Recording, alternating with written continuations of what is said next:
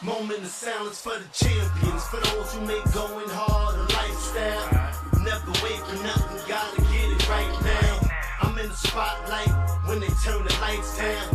Only a champ swing the hardest in the 12th round. I love the fourth quarter, I love the ninth inning, I love game 7. Bring on the competition, cause in my heart can't nobody do it better. Can't slow me down, won't stop me never. I'm so Cassius Clay, I'm Tyson in his prime. What's up, motherfuckers, and welcome back to the Pressure Podcast, a Thursday night edition. Let's get it. Give me a hell yeah! Tonight we will recap the N3A and we'll speak a little bit on the QFL a little bit. For those who don't know, the NBA is what I call the N3A, the National or the Negro 3-point addicts. And then the QFL is the quarterback's fucking league. That's what I call the NFL. We're going to get to the game that just ended. Sorry for the late start. I got off late work, but we're still here. We're live Mondays, Thursdays, and Saturdays at midnight. So without further ado, we are live in our studio in Orlando, Florida. It's your boy King Coke. LeBron! What's up, people? My people. Rated M for millennials. Followers. It is Throwback Thursday. The headlines read, there's a new villain in New York, in Gotham. The tush push is still legal, and the Thunder are in control. So let's get to the last one. This is the Oklahoma City Thunder. They won the game 118-103. It was a closer game than I expected. I thought it was going to be more of a blowout. Thunder lead 2-0. What's up with Ant? He's 1 of 9 for 3. And the Wolves in must-win mode as of now. Randall with 6 points in 32 minutes. Pathetic. Just absolutely pathetic. A no good loser like you bum! So, what I'm really mad about isn't the 6 points. It's the fact that if you go look up his stats, he only had 5 rebounds. It's like, okay, your shot's not falling. I get that. But there's other things you can do to contribute other than, score. You don't have to score. But he wasn't doing nothing out there. And good, I'm glad Finch sat his ass down. That's what he should have done. Because if you're not going to go out there and play with any type of ferocity, then you don't need to be out there. You just sit your ass down. If all you're going to be thinking about is, oh, I need to score the ball, and the spots that you were trying to get the ball at is insane to me because you're bigger than damn near everybody on the floor. And for some reason, you were trying to hedge, get in front of them so you can get to the basket so that they can make a pass to you towards the rim. And I just didn't understand that. I'm like, why don't you just put your body on the dude, ask for the freaking ball, and make a fucking post move? But you decided to be lazy today and not show up. Hopefully it doesn't happen again, because if not, your season's over. But how did he get sat and play 32 minutes? How did he get sat and play 32 minutes? He sat most of that quarter. Fourth quarter, they sat his ass down. It was a 10-point game at one point, and they still sat his ass down. Yeah, but 32 minutes? He must have played all of the first half then.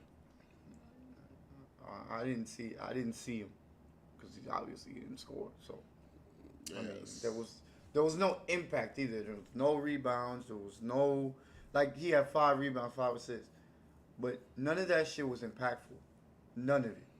Everything that OKC was doing was impactful. Anthony Edwards was doing was impactful. Nobody else from Minnesota showed up in this game. The only person who had the balls to show up was Anthony Edwards and Nikhil Alexander. Naz Reid, I don't know where the fuck he's been. He hasn't been himself in this series. And the thing that's rearing its ugly head again with the Minnesota Timberwolves is the turnovers. It happened against Golden State, but because Golden State didn't have the firepower, it didn't look that bad. People didn't be like, oh, they're turning the ball over at a high rate, because it didn't matter. They were winning the games. But now you're facing a team that, if you turn the ball over on them, They capitalized. They had 16 points from the stat that I seen going into the fourth quarter. It said 16 points conceded off of turnovers. You can't turn the ball over on this team. Well, This is what they want to do. They want to run. some things I wanted to break down. I ain't get to watch the highlights yet. I will soon. But god damn it, I hate being right so goddamn much. I said it's not that I don't trust Julius Randle. It's just that you got to understand something about me, guys. I notice trends. I look for them, and I notice them. And once they're there, it's hard for me to believe anything else than the trend that I see. So when I tried to tell a lot of people, Julius Randle is great, don't get me wrong, but in the playoffs, he does not show up. This is what I mean. He showed up against the Warriors, and he showed up against the other teams, the Lakers, because they had no size. I said I would love to believe it, but the fact that these guys only had Jackson Hayes and Draymond Green and Kevon Looney still gave me doubt, reason to doubt. Now, I expected Randall to actually outshine Hartenstein and Chet Homo Green. But I expected Randall to at least have 17 points per game, what he does in the playoffs usually. He's far below this. I don't think it's going to continue. I'm not trying to say I told y'all so. I'm just saying this is what I mean by this man does not show up in the playoffs. Believe me, when I notice trends, trust me. I do my homework. If I notice a trend, believe me, it is a lot truer than you might think. A lot of people think I'm weird. They call me Coco Loco a lot, but when you see me time and time again, my receipts are there. Pretty accurate for a reason. Because I learned the hard way. It's not like I know it all. I don't know it all. I just know a lot because I learned the hard way too many fucking times, believe me. Be cool, nigga. Now, You're not wrong about Randall too, because the thing with Randall is that he hasn't played good since the first quarter of the first game in this series.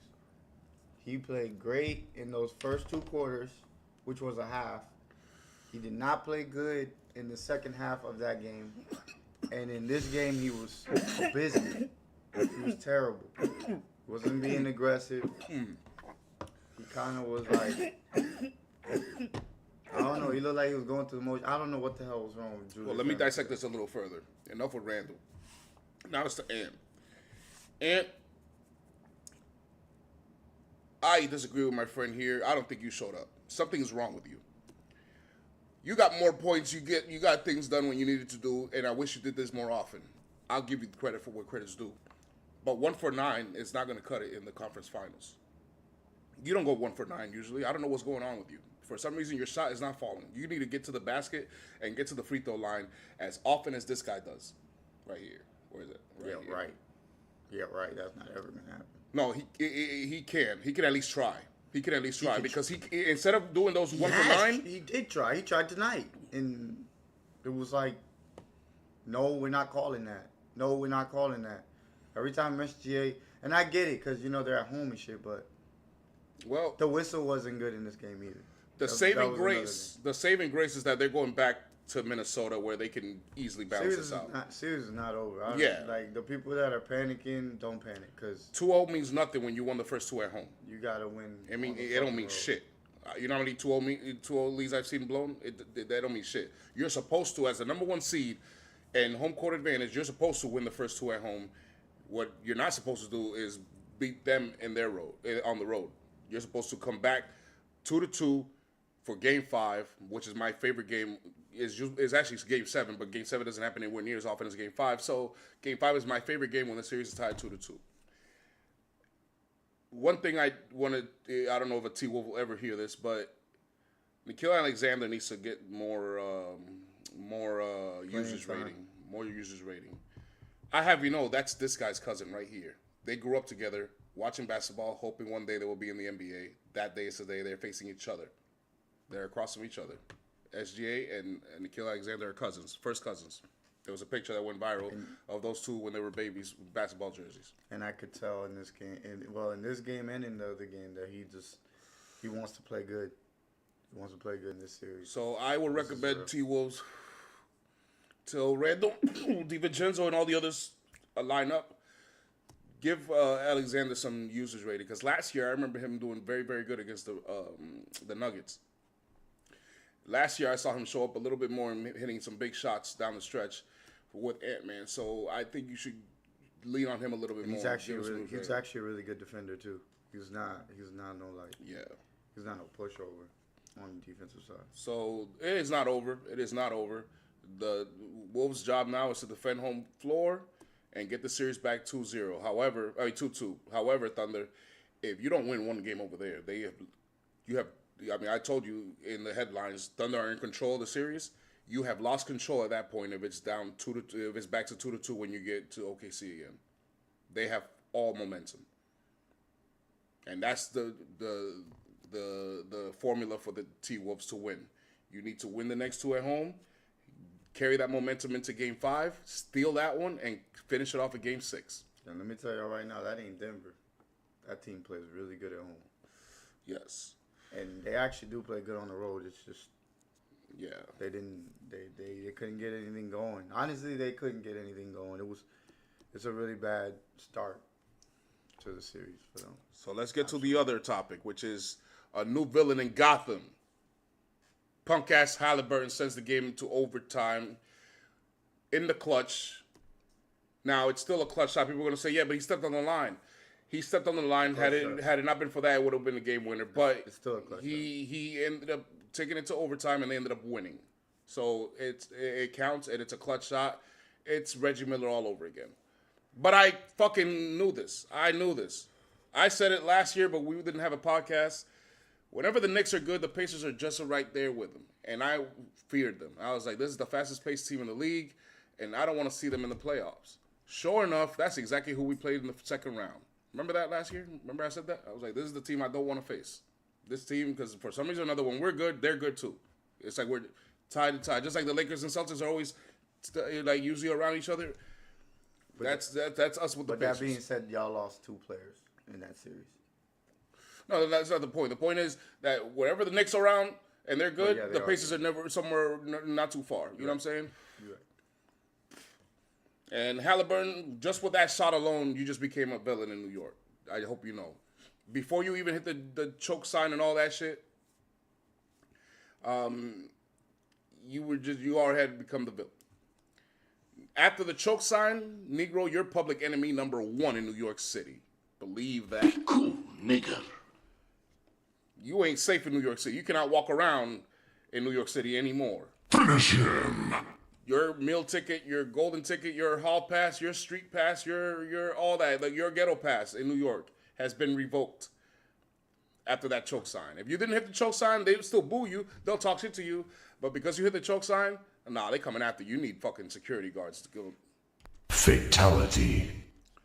But Indy leads 1-0. A lot of people are down. A lot of New York fans are down. Stephen A. Smith went crazy this morning. I'm not like that. I was actually pretty amused yesterday, and I was actually in a good mood. I actually enjoyed what happened last night because now it'll wake up my Knicks. That is a shocker right there. That is usually a good thing, a positive thing. And people are like, yo, how can you be so cool? All Knicks fans are like crazy, and you're the only one that's not like that. Even though they say I talk crazy, I don't act crazy. I'm a mellow fellow, pretty calm, chill. I don't talk crazy. It's just that to a lot of people, I don't make sense to them until they see what I'm trying to talk about. And when they see it live in front of their eyes, I'm there to remind them. You see what I mean? It's just, I see it different than other people. That's all it is. But it doesn't mean I'm wrong. I'm not saying you're wrong. Not saying you're wrong. My goal is not to prove y'all wrong. My goal is to show you what I see. That way you can make smarter bets, smarter decisions, and you won't get your heart broken when you see something happen because I'm going to be here to hit that. Now, I'm not going to be 100%, but you'd be surprised how much shit I call, okay? Now, the reason I'm not so down on the New York Knicks is because I've seen this shit all over again. This is Reggie Miller all over again. What do I mean by that? Here's for you guys right here. This is Stephen A's list this morning of the worst New York Knicks memories in the playoffs. To him, Starks going 2 for 18 in Game 7 of the 1994 Finals, where we lost by 1 point to Hakeem and the company, is number 1. I disagree. Then he has Ewing missed the finger roll in Game 7 of the very next season against Indiana. I don't have that there either. Then you got Charles Smith missed layup. And for those who know, he didn't miss no layup. Charles Smith did not miss no layup. That is a lie. That is cap. All Knicks fans know that the only reason that layup didn't go in is because Scottie Pippen blocked it 4 times. Okay? You can see the replay over and over and over again. And you will see that Charles Smith never missed the layup. It got blocked 4 times. Why didn't he just pass it out? I'll never know. To me, that is the number one New York worst Knick memory. Then you got Reggie Miller 8 points in 9 seconds. To me, that would be number 3. And then Halliburton last night. That's 5. That hurt. That hurt, but nothing like what it's up there, okay? Number 1 is Charles Smith, because the reason why the Knicks were up 2-0 on the Chicago Bulls and we had home floor advantage. The year before, we were in the second round and we pushed them to 7 games. They had no idea we were coming. Even though we faced them the year before and pushed them to 5 games, they didn't know we were coming. So this next third year, remember, the Bulls had to go through the Pistons, right? They lost to the same Pistons 3 years in a row before they finally busted out that 4th season. That season that they busted out, they met the Knicks in the first round. So out with the old, in with the new. The next season, the Pistons weren't around. It was us that they had to go through. And we pushed them to 7 games, but we weren't ready. They had home court advantage. The third season, we had home court advantage. We were the number 1 team in the league. 2-0, and we lost 2 in Chicago. Game 5 is in New York, my favorite game, and we got it. We don't got it, because Charles Smith got blocked 5 times. And not only that, Michael Jordan has the nerve to call Isaiah Thomas an asshole, but he did the same exact thing to the Knicks that same night. He walked off the floor without shaking nobody's hand and eliminated us. But he's mad that someone who he eliminated didn't want to shake his hand. But you eliminated us and you didn't shake our hands. Fuck you, Michael. Now, after that, I would say is Spike Lee and taunting Reggie, where Reggie scores 25 points in the 4th quarter. That, to me, is the number 2 playoff loss. I think so. Because 9 points in 8 points in 9 seconds is not easy. Could this change? Could that change after this year? What? Let's say the Knicks don't beat Indiana. Was that crucial to the series of why you guys lost? I mean, hypothetically, they're gonna point at it, but let's see what else happens. Yeah, okay. Hypothetically, it can't be a reason. I feel like that'll move it. No, that shot's gonna live in infamy. That shot's gonna live in infamy. Not only because of the choke sign after. Not only because of the situation, because they were down a lot and they came back very quickly. Not only because a lot of clutch shots that they kept hitting, but the way it boom bounced up and then went down, and you see the energy of the arena. The arena has an energy to itself. It's called juice, and you literally see it in the fucking TV on the highlights. You just see the arena, and as the ball goes back down, everybody's just falls flat. It's going to overtime. Well, they thought it was a game when he shot till they reviewed it. He stepped on the line. At that point, that was the basketball guys. They were just like. So hypothetically, it's possible. It's possible. It is possible. However, it is nowhere near one of the most devastating things that the Knicks fans have experienced. As you see, even but I also new Knicks fans, yes. New Knicks fans, yes, because it's been a long time. I think this. If you're a Gen Z Knicks fan, this is the number 1. I think I have my prediction. What did I have my prediction? 6. I think I might put it 7. Cause I think this is gonna be one of them series that just. It will be. One game is not enough. Back and forth. This is gonna be a popcorn series, an instant classic. Yes. Okay, they did fuck up. They fucked up, and I can give you my reasons, but it doesn't matter because the truth of the matter is they were up by damn near 20 points on this team that has one of the best paces in all of basketball, and they're one of the best offensive teams. If they can't stop nobody, and they're not hitting shots, it's over. Yes. That's how they can lose. So my reasons for last night loss was a couple of a couple of dumb plays, turnovers late, and then 2 times we scored too quickly. the free throws. The free throws. Yeah, you hit two. You hit two. No, bro. You hit 2 free throws. Game's over. Yeah, but fuck all OG. that. But fuck all that. Fuck all that. If you just wait and wait and wait, you are winning the game by 5 points. Oh, you mean where there was 2 times? Yeah, Two they times. kept trying to score, These guys hit a 3-pointer. 2 times we answered with a 2. 2 times. But when we answered with a 2, even though we're leading, for some reason or another, they hurried to get the 2 instead of just taking their time. Run the fucking clock down. If you run the clock out, it doesn't matter how many free throws they don't have enough time to get all those 6-7 points that they needed. Right. It's because you gave them enough time because you were in a hurry for some reason. That's on Thibodeau. That's on the players. But this woke us up. I'm glad it happened in game 1, not game 5. Feel me? Exactly. Finish him. So don't stress. This is just gonna be an instant classic that we're gonna talk about for a while. Okay. This is popcorn, and it already got to it. And we got a villain. So we got a villain. I literally was in my room like, this is why I love this game. This is why basketball is my favorite game. This is why, because in the NFL, you never know what can happen, in the QFL, bro. it's only one game in the playoffs. So one game might have way more drama than a basketball game. I'll give you that, but it's only one game. Basketball, it has a drama with the entire series, and it's just It's just literally poetic. And the best it's team epic. And the best team doesn't always win. That's what I love. You can get underdogs. You can get them guys that you probably slept on.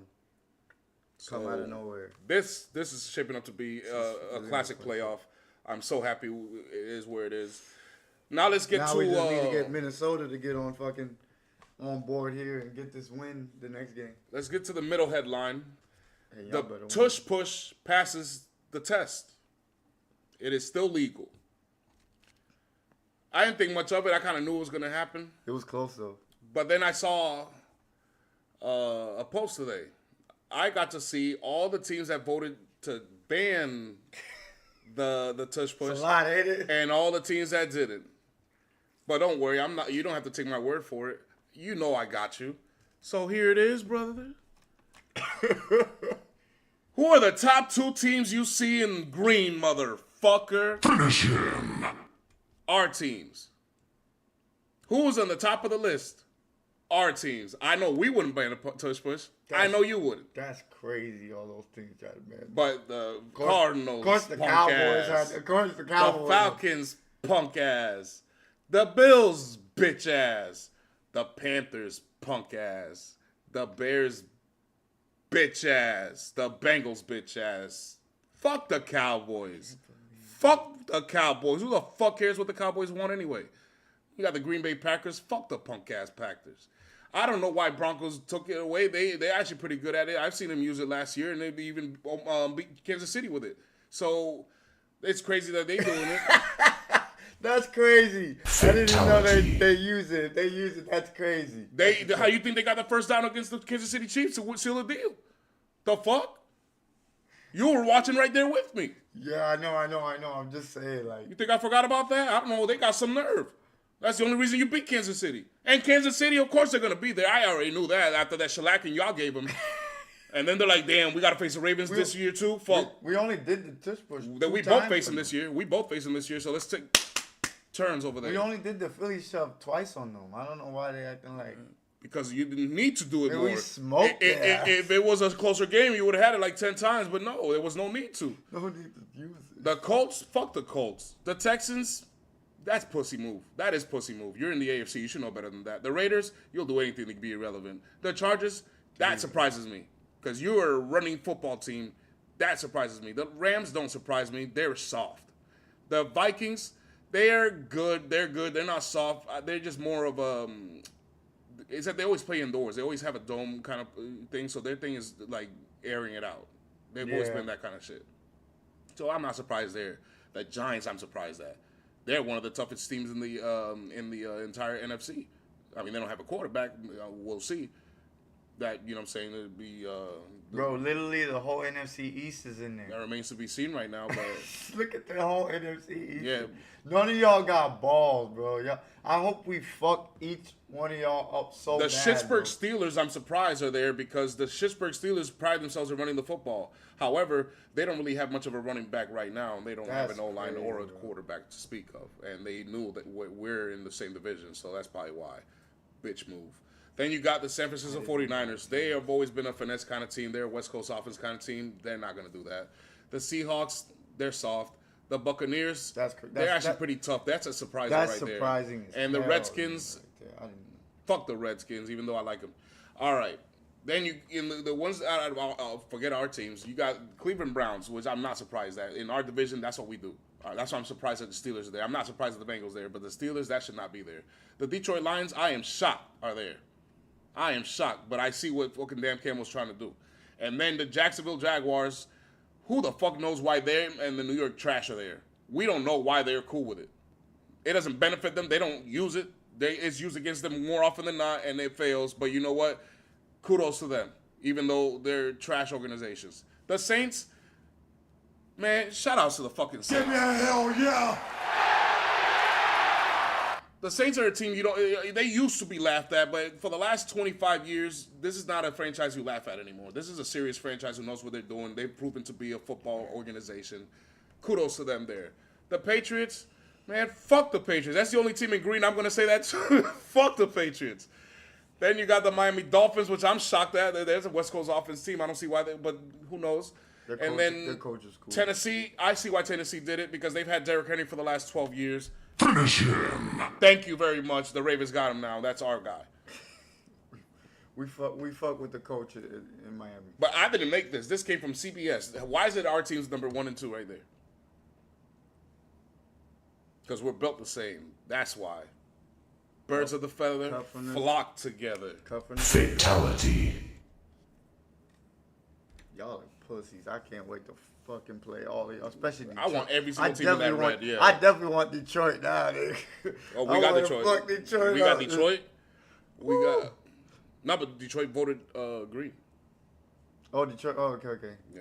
I still want to fuck them up. Because, you know, that's the team that said if they seen us healthy that they would have... Yeah. So we play the Bills. Fuck no. We play the Bengals. Couldn't even get past the other team. We play the Packers. We play the Bears. We play that whole division. Vikings. We play I definitely want the Chiefs. Oh, my God. We get the Cowboys... the first game. And the Steelers, obviously. And the Rams. You said it was the first game on Thursday, right? Your game. The Dallas? Yes. Okay. We play Monday night in Buffalo. It's going to be good nights, brother. We play Monday night Buffalo. So you debut Thursday night? No, you debut the NBA, the QFL season, actually. Yeah, we're the first. You get the first game. You're going to get your rings. And then we seal the weekend. You open it, we seal it. Y'all don't need to fuck with us. The NFL fuck with us. Listen, we didn't make the rules. We didn't make the schedules. Sorry. This is God's word. Oh, shit. How does 50 Cent say it? This is God plan, homie. This ain't mine. All right, we're going to sign out here. I appreciate y'all tuning in. Thank you, viewers. Thank you very much. I keep holding it back, but we're going to have merch for you guys very, very soon. And we will be back Saturday night to recap the weekend, all right? We will see you then. And we're actually going to bring back, because last week, Saturday, we were just waiting on one game, so we didn't want to put players under pressure yet because we didn't want to make our predictions yet. But this weekend, we will have players under pressure once again, motherfucker. Finish him! Till then, see y'all. Please feel free to subscribe, leave a like, comment, hear your takes. And also, We Are the Pressure Podcast means to perform, react, and dual using strategies in sports under rigorous environments. Give me a hell yeah! If you have a webcam, we can send you a link so we can put you on a little screen right here. Hop on the mic and talk your shit. Finish him!